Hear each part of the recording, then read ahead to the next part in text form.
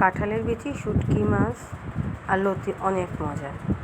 প্রথমে আমরা সবগুলো ভালো করে ধুয়ে নিলাম। তারপর একটি পাত্রে পেঁয়াজটাকে ভালো করে ভাজা ভাজা করে তেল দিয়ে নিলাম। তার মধ্যে যেহেতু লতি, সুতরাং বেশি করে রসুন বাটা, পেঁয়াজ বাটা, আদা বাটা, হলুদের গুঁড়ো, মরিচের গুঁড়ো দিয়ে ভালো করে ভুনে নিতে হবে। আপনার মনের মতো হলে রসুনটা ছোটো ছোটো করে কেটেও দিতে পারেন। তার মধ্যে লতি, কাঁঠালের বিচি,